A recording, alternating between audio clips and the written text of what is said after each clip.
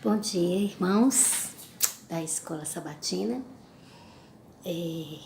Um dos irmãos me pediu no privado que eu gravasse um pouco mais sobre o que nós estudamos na classe da Escola Sabatina desse último sábado, em relação à lição número 7. Vamos conversar um pouquinho. Mais uma vez eu digo para vocês que esse vídeo será sem edição, espontaneamente aqui eu estou com minha Bíblia aberta e a gente vai conversar um pouquinho, tá certo?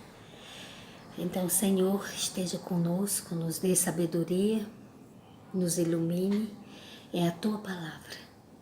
Obrigada pelo Teu amor e o Teu cuidado, fica conosco, amém. Bom, nós estamos estudando sobre a unidade em Cristo. E nessa semana, nesse sábado passado, nós vimos sobre quando surgem os conflitos, né? Eu gostaria de ler para vocês antes duas passagens bíblicas. Uma se encontra em Gálatas 3, 27 e 28. Eu vou ler na versão transformadora. Gálatas 3, 27 e 28. Todos que foram unidos com Cristo no batismo se revestiram de Cristo.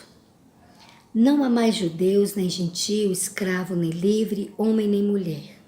Pois todos vocês são um em Cristo Jesus. E agora que pertencem a Cristo, são verdadeiros filhos de Abraão, herdeiros dele, segundo a promessa de Deus. Vamos ver também Colossenses 3,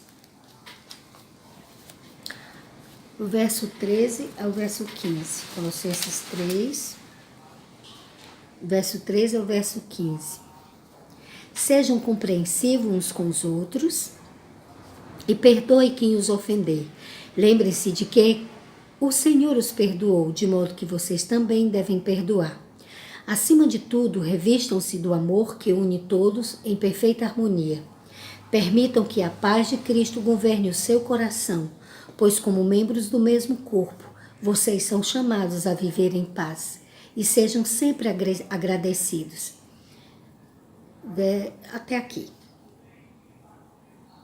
Não, vejamos o 16 também, que a mensagem a respeito de Cristo em toda a sua riqueza preencha a vida de vocês. Ensinem e aconselhem uns aos outros com toda a sabedoria. Vamos parar aqui. Aí, eu quero lembrar para vocês o seguinte. Na cultura judaica, as mulheres eram discriminadas, os gentios eram desprezados pelos judeus e os escravos eram propriedades. No entanto, todas essas distinções elas são removidas em Cristo Jesus. Em Cristo não há acepção de sexo, nem homem nem mulher, Gálatas 3, 27. Em Cristo não há acepção de raça, nem judeu, nem grego, Gálatas 3, 27. Em Cristo não há acepção de classe, nem escravo, nem livre, Gálatas 3, 27. Um problema de ordem étnica levou a igreja primitiva a tomar decisões que culminaram numa solução satisfatória. Nós estamos falando da necessidade que houve de uma reunião, que foi o Concílio de Jerusalém, e de onde saíram algumas diretrizes, entre elas que eles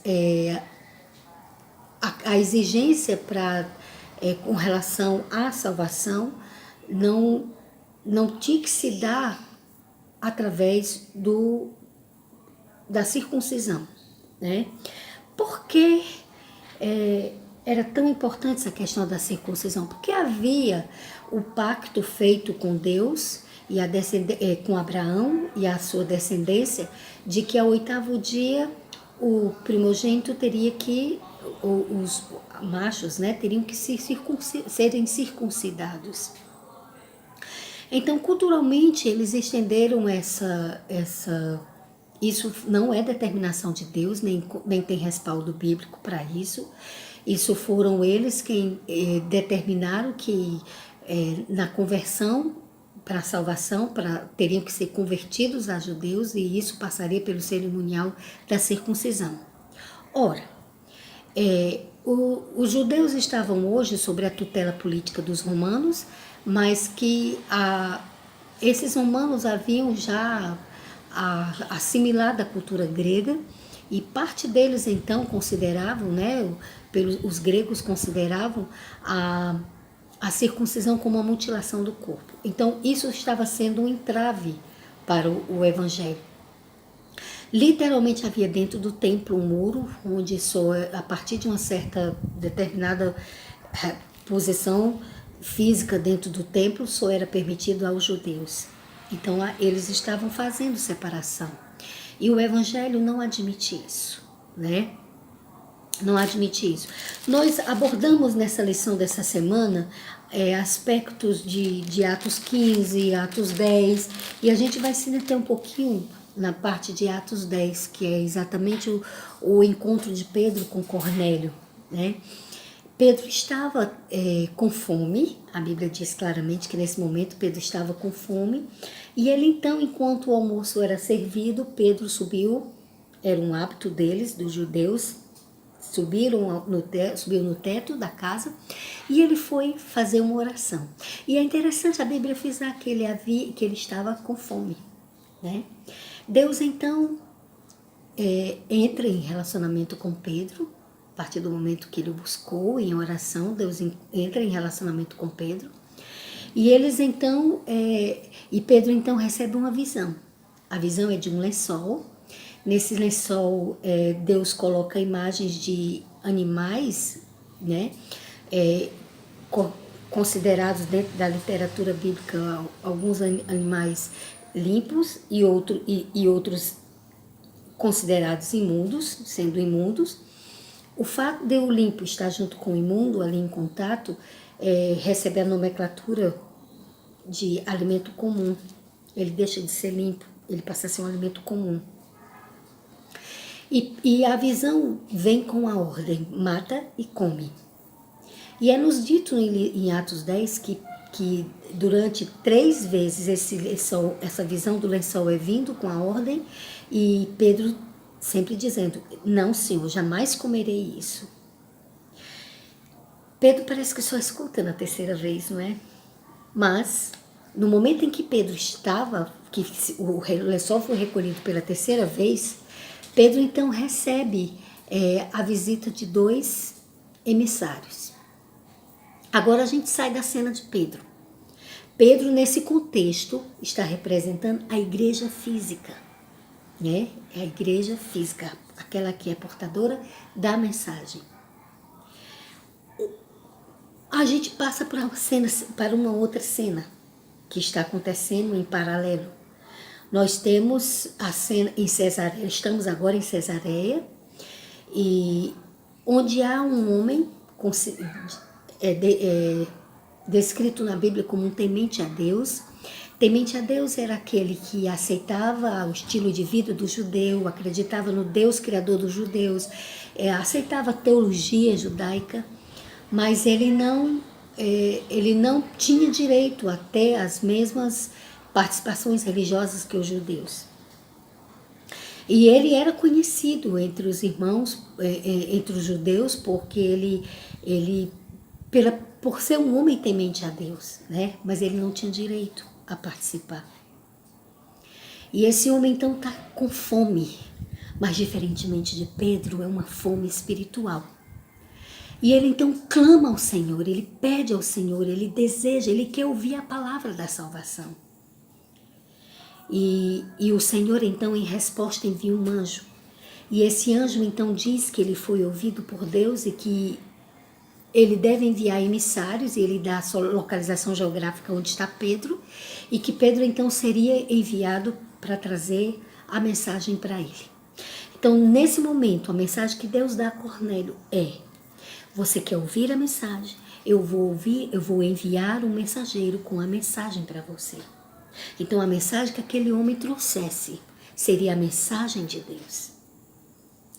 Pedro, o centurião então obedece e envia os mensageiros, e Pedro então lá recebe então esses homens. Uma pergunta fica: por que Deus não respondeu ele mesmo, através do anjo dando a mensagem? Um dos pensamentos que veio à minha mente agora é que essa não era a missão para um anjo.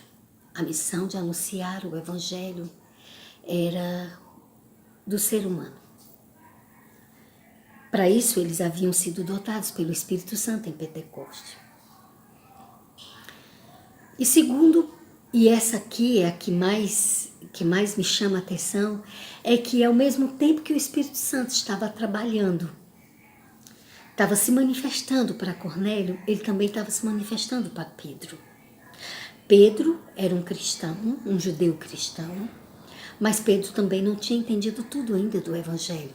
E interessante, ele era portador da mensagem do Evangelho, mas ele não havia ainda dado passos mais adiante. Deus poderia ter suscitado Paulo, mas tinha que ser Pedro, porque Paulo já havia alcançado esse espaço. Paulo já havia entendido essa mensagem do Evangelho, de não discriminar, de não fazer acepção de pessoas. Pedro precisava desse aprendizado. Então, Pedro é requisitado para essa missão. Pedro então vai. Segundo as normas do judaísmo, ele teria que levar duas testemunhas. Acontece que Pedro estava indo fazer algo ilegal para o judaísmo. O que era esse algo ilegal? Era entrar na casa de um judeu, de um gentil, falar com um gentil, comer com um gentil. Mas era a ordem de Deus. Ele tinha que obedecer. Aí Pedro ponderou na balança. O que vale, obedecer a Deus ou ao homem? A Deus. Pedro então convoca 6 testemunhas, não apenas 2, conforme dizia a tradição, mas 6. E Pedro então começa o aprendizado do Espírito Santo, porque ele não vai logo em seguida. Ele convida aqueles homens para pernoitar na casa onde ele está, gentios, ali, sendo abrigados, acolhidos por Pedro. O Espírito Santo já estava começando a trabalhar. E no dia seguinte eles seguem em viagem.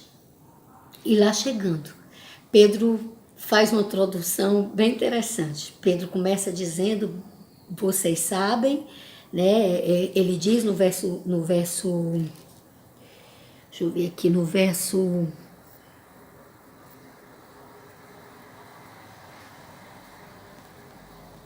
Bom, ele diz aqui que os enviados morados chegou a Jope, Pedro vai com eles. A partir do verso 23, ele diz... Encontrou muitos reunidos ali, verso 27, a quem se dirigiu, dizendo, vós bem sabeis que é proibido a um judeu ajuntar-se ou mesmo aproximar-se a alguém de outra raça. Mas Deus me demonstrou que nenhum homem considerasse comum ou imundo. Pedro entendeu a mensagem do lençol. Vocês entendem que a mensagem do lençol era a respeito disso? Não fazer discriminação, que o evangelho aceita todos, não faz acepção de pessoas. Não tem nada a ver com nutrição, com alimento. Aqui não estava abolindo nenhum dos conselhos que Deus deu em Levítico a respeito da alimentação, que prevalece, que é vigente, o conselho, a ordem de Deus com relação ao nosso cuidado do que devemos nos alimentar. Então, Pedro começa a falar, deu aquela tacadinha antes, dizendo que ele não poderia estar ali, que ele era judeu, ele ainda não tinha aprendido 100%. Pedro então começa a exortar, apresenta sobre Cristo, a morte, a ressurreição, o sacrifício expiatório. E quando Pedro está ainda exortando, o Espírito Santo interrompe e ele se manifesta. Se manifesta por quê? Porque naquele momento houve unidade. A igreja física deixa de ser só igreja física e ela passa a ser igreja espiritual, quando ela se une na sede de conhecimento, na sede da palavra, quando ela se une ali, ela está sendo unida em Cristo. Em que consiste essa união? Eles estão vivendo aquilo que Paulo... aquilo que Paulo disse em Gálatas, em Colossenses, Paulo acredita claramente que o poder do Cristo ressurreto, manifestado na vida do seu povo, é mais do que suficiente para o novo, para vencer o mal, para vencer a intriga, derrubar muro. Aquilo que separava a igreja física da espiritual acaba. Por quê? Porque o evangelho entra. Não havia mais acepção de raça, de pessoas, de status, de posição, porque ali naquele grupo, naquele público, estava Cornélio, sua família, quer dizer, sua parentela, e estavam certamente seus servos, seus funcionários estavam ali, e estava também os seus amigos. E o que é mais interessante que Pedro testemunha, Pedro e as 6 testemunhas veem a manifestação do Espírito Santo, a mesma manifestação que se deu em Pentecostes para eles, judeus, agora se dá para eles, gentios. E Pedro então tem ali um testemunho de Deus dizendo: eu não faço acepção de pessoas, Pedro. Anuncie isso. Isso é uma verdade que você presente para vocês hoje e que vocês têm que entender, Pedro. A igreja tem que anunciar isso. E Pedro, então, no verso 34, ele diz: então falou Pedro dizendo, capítulo 10 de Atos, reconheço por verdade que Deus não faz acepção de pessoas, pelo contrário, em qualquer nação, aquele que o teme e faz o que é justo, lhe é aceitável. Pedro, então, foi trabalhado pelo Espírito Santo tanto quanto foram aqueles gentios. Quando a igreja física trabalhada pelo Espírito Santo, ela foi ao encontro, ela se abre para a verdade que a igreja espiritual tem que viver, acontece a união em Cristo. Os conflitos desaparecem. Aí depois nós conhecemos a história, Conhecemos a história de que Pedro teve que testemunhar lá em Jerusalém, teve que prestar relatório. Ele, juntamente com Paulo e Barnabé, e depois Tiago, tiveram que cada qual fazer o seu próprio discurso, como entendia. Pedro, pela experiência passada dele, Paulo e Barnabé, pelo que eles estavam vivendo à medida que eles iam viajando de cidade em cidade, anunciando o evangelho, e os gentios aceitando o evangelho, e Deus se manifestando, o Espírito Santo se manifestando. Depois vem Tiago dizendo que a própria palavra, e ele faz então o uso do registro das escrituras do Antigo Testamento, apresentando onde é dito que os gentios eram aceitos, A gente vê muito bem isso em Atos 15. Em Atos 15.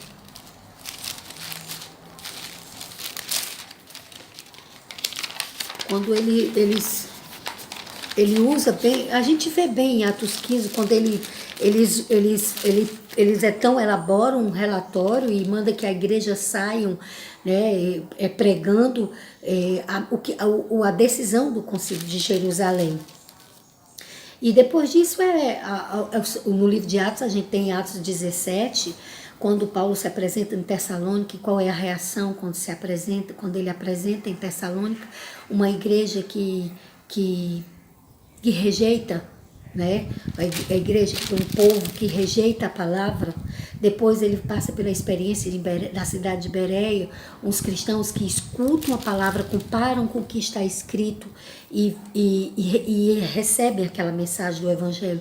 E depois nós temos a experiência de Atenas, quando Paulo, a verdade de Deus se confronta com a filosofia humana, e eles preferem então permanecer na filosofia humana, ao registro de que alguns aceitaram a verdade de Deus. O fato é, queridos, que quando a igreja de Deus, ela deixa de ser exclusivamente igreja física e ela abraça o ser igreja espiritual, acontece a manifestação do Espírito.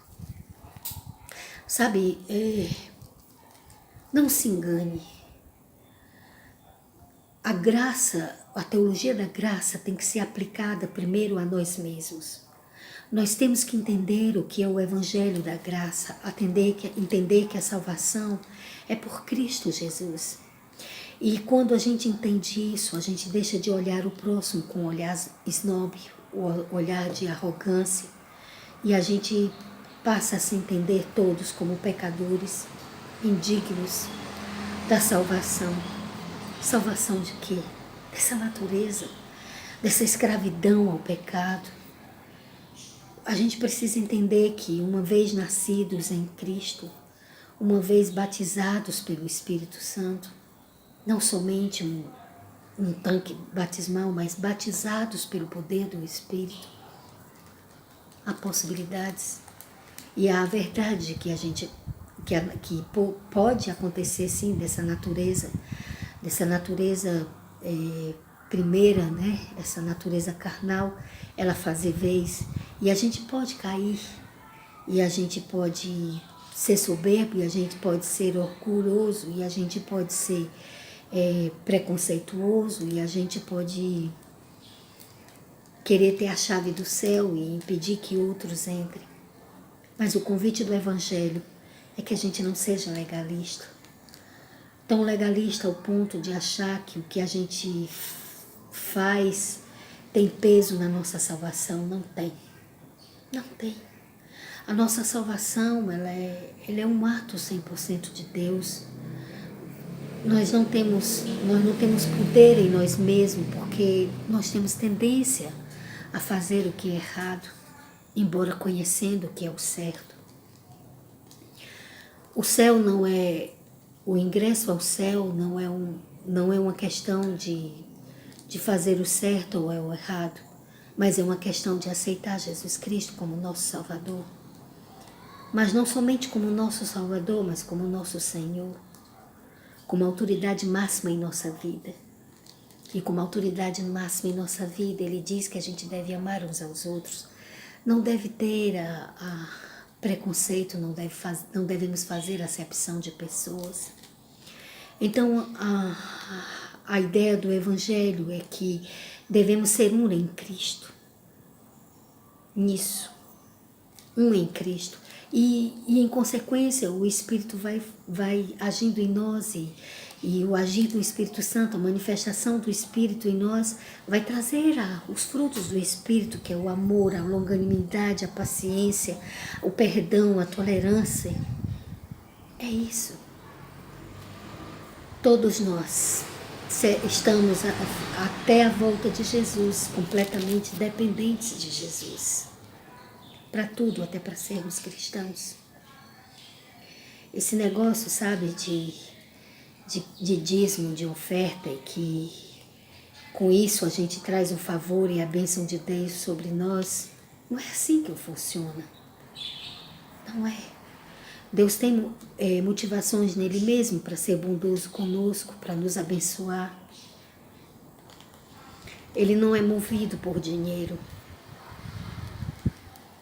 Mas se nós amamos a verdade, essa verdade que fez tão bem para nós, se nós sabemos que Ele vai voltar e que o reino de Deus está próximo de nós porque já veio em Cristo Jesus e Cristo está conosco. Está próximo de nós porque somos pedras vivas no corpo que compõe a sua igreja. Uma igreja que acima de tudo ela é espiritual. Então nós vamos desejar que outros saibam dessa verdade. Então a gente vai se dispor daquilo que a gente tem para ajudar esse evangelho a avançar. Porque não é obra de anjos, é uma obra nossa, é uma obra minha e sua que conhecemos. A ordem do ID é para mim, é para você. E quando vem essa ordem, a gente tem que contribuir com o evangelho. E às vezes a gente não tem o dom da palavra, às vezes a gente não pode estar anunciando, porque esse não é o dom que a gente recebeu. Então a gente pode contribuir, a gente deve contribuir, porque não é o dinheiro que é o Senhor da nossa vida. Ele é uma dádiva de Deus para nós, e em reconhecimento a essa bondade do Senhor, eu quero compartilhar o Evangelho. Então por isso eu dou ofertas, por isso eu dou o dízimo. É esse o conceito. anunciar o Evangelho. Se você decidiu fazer desse ato cristão uma verdade na sua vida, faça, mas faça pelo motivo correto. Não porque você quer comprar a sua salvação, não porque você quer parecer bonitinho para Deus. Não funciona. Mas se você quer ser um louvor para o Senhor, sabe? Alegria, o sorriso nos lábios de Cristo. Ame, perdoe. Seja bom porque você é bom, porque algo dentro de você move você a ser bom. Porque Ele dá prazer de ser bom, porque o correto a fazer é ser bom, é amar. Mas saia da caixinha, sabe? De amar só quem é legal, de amar só quem faz coisas legais. É de amar aquele que está torto, sabe? Aquele que faz coisas erradas. Porque você também é torto. Porque você também faz coisa torta. Então, se nós queremos que o conflito seja vencido, porque vai sempre haver conflito entre nós, porque nós somos seres livres para amar, para pensar, para fazer o bem ou o mal, sempre haverá conflitos. Então, para que o conflito não finque raízes entre nós, é preciso o Espírito Santo em nós. É preciso Deus em nós. É preciso Jesus em nós. Então, o passo seguinte é como Jesus agiria. Como o Evangelho diz para a gente agir. Esse é o passo. Ser igreja espiritual, sendo igreja física. Olhar com o olhar de que a igreja de Deus ela é muito mais complexa, ela é muito mais profunda. Ela é a igreja de Deus e não dos homens. É o Evangelho de Deus e não dos homens. Que Deus nos abençoe, que Deus nos ajude a pregar a mensagem, principalmente através da nossa vida. Que Deus nos ajude a insistir e a pregar a mensagem e dar ao Espírito Santo o espaço que é dele, que é de converter, convencer. E sermos felizes como cristãos, entende? Apesar de nós mesmos. Sermos felizes e unidos com Cristo, apesar de nós mesmos. Que Deus nos ajude a sermos livres na nossa mente, a sermos rigorosos como os bereanos e a amarmos a Jesus. Aprendemos a nos destronarmos, a tirarmos nós mesmos do trono, porque para sermos bons cidadãos, para sermos boas esposas, bons pais, bons filhos, temos que dar o primeiro passo, ser, acima de tudo, bons cristãos. E ser bons cristãos é sermos filhos de Deus. E sermos filhos de Deus é amar a Deus acima de todas as coisas. Amar a Deus, porque Deus é maior até mesmo do que sua própria igreja, até mesmo do que a própria religião que carrega o seu nome, que é o cristianismo. O cristianismo não é o nosso Deus. E na bandeira do cristianismo, ela é uma só. A bandeira do cristianismo é um só. É a salvação pela graça, a salvação pela fé, na fé em Cristo Jesus. É Jesus como o nosso Senhor, o nosso juiz, o nosso Deus, o nosso intercessor, o nosso sumo sacerdote, o nosso consolador. E é o nosso agir. Nossas obras não nos salvam, mas as nossas obras salvam os nossos vizinhos, o nosso próximo. Porque através das nossas obras, eles farão leitura da diferença que faz em ter a Jesus como nosso Salvador. A diferença que faz em termos aceitado o Evangelho da graça, da misericórdia e da bondade de Deus. Que o Senhor nos ajude a sermos igrejas físicas, mas acima de tudo, a sermos igreja espiritual. A amarmos a boa alimentação física, mas sobretudo, a verdade inserida no alimento espiritual, porque essa é a verdade que nos salva. Jesus disse: conhecereis a verdade e ela vos salvará, vos libertará. Por quê? Porque é Ele o único caminho. Que Deus nos ajude, que Deus nos abençoe e que Deus nos dê sabedoria para vivermos e andarmos e sermos como Ele. Amantes, amantes de Deus, amantes da verdade. Até o próximo estudo. Que Deus nos abençoe.